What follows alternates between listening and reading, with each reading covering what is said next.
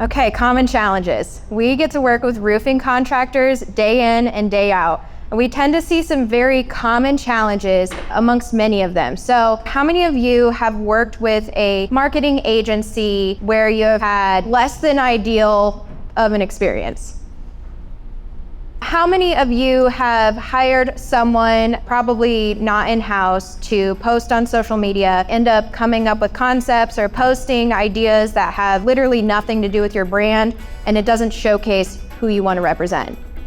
How many of you have had a situation where you have talked with someone who is an expert with marketing, and they throw a million different ideas at you, but no plan on how to execute them or what order of priority they should be executed in? We hear about these things day in and day out, as I said, and we wanted to kind of highlight some of those things because they are common, and this is what we work with and we overcome with roofing contractors every day. So that's why you're here.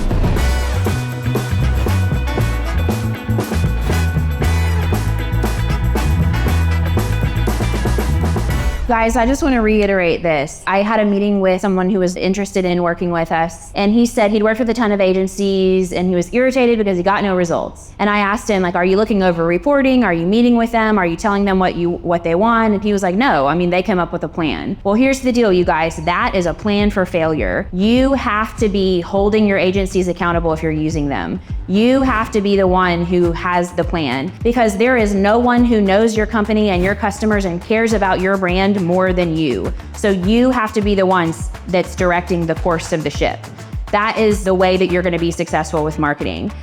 There's, different stages of growth, okay? So if you're an owner operator here, if you don't have a team, that's okay. If you don't have a giant budget to put it in marketing right now, that is 100% fine, because you can start building. Many of the things that Benny talked about earlier, he wasn't actually spending dollars on those things. It was his time. He's friend requesting people. That takes no dollars. He's out kissing babies. He's out talking to people. He's walking on the job site. He's providing excellent customer service. That kind of marketing and social media, that kind of thing, it doesn't take any dollars. It takes consistency and time and effort. So just understand that even if you're an owner operator, there is a lot that you can and should be doing to build your marketing right now.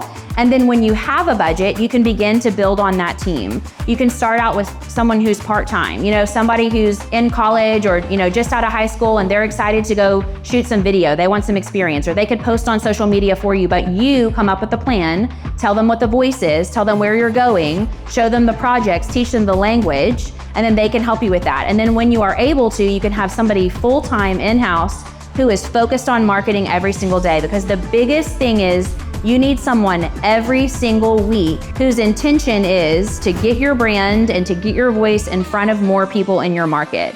It's also important for us to understand, as a foundational element of marketing, that 70% of our homeowners are not ready to buy right now. If you are only focusing on the 30% that are ready to buy right now, you are missing out on a huge opportunity. And so if you can focus on nurturing that 70% so that by the time they are ready for a roof, they think, I am absolutely choosing this company because I hear about them all the time, I resonate with their values, and I wouldn't choose anybody else. So ultimately, whether you run your marketing in-house or you outsource it, it all comes down to you. And you are ultimately responsible for how your brand is represented, whether that's with social media, with SEO, with postcards. Whatever the method of delivery is, you are ultimately responsible for taking control of that. So that's why we're going through this presentation today, so that you can become owners of that success and really be able to drive it.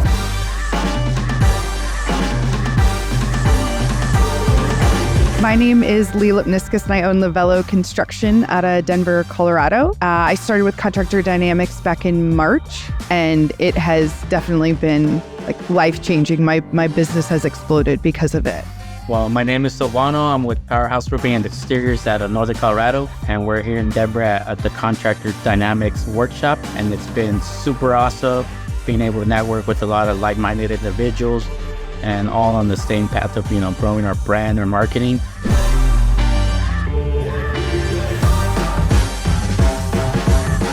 Do not spend dollars on distribution without a plan for lead handling and for analyzing the data.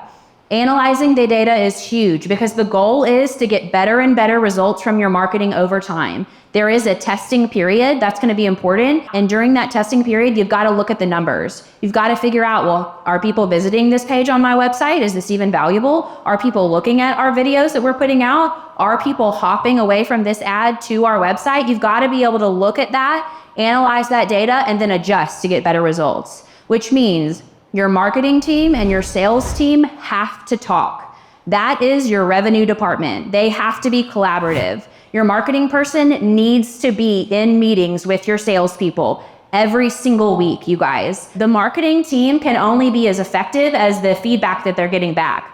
If they have no idea how those sales appointments are going, guess what? The marketing is not going to get better over time. Your marketing spend is not going to go down. You're not going to have more dialed in messaging. So make sure your sales team comes back and say, hey, I had 16 appointments this week and every single one of them was kicking the tire down the road. Every single one of them is lowballing me completely. What are we doing here? Guess what? Then marketing team is like, okay, good to know. We're going to adjust our messaging. We're going to adjust our targeting. We're going to analyze and we're going to adjust. So I'm just going to touch quickly on our core focus. And the one thing I do want to remind you guys is that we actually have this written down and we've spoken this to everyone on the team, every single person, the people who are part-time, full-time, everyone on the team knows what our core focus is and what our core values are because we're all going in one direction and everybody knows what their part is in that direction. One of the things that you can do to help build that brand, to help have more, of those lifelong customers who refer you and review you over and over and over is make sure everybody knows, like, that's where we're going right there. And I know what I have to do to get there. So make sure that you have a core focus, not in your mind, the owner. It needs to be documented down on a Google Doc or on a board somewhere or on a wall somewhere so that everybody can see that. Because the more you have that playing in the background over and over and over again, the more focused everybody is, the more dedicated everyone is to the actual vision. And with your marketing, that's huge. You have to have this or your marketing message is going to be off. It's going to miss it. So make sure you've got that in your company.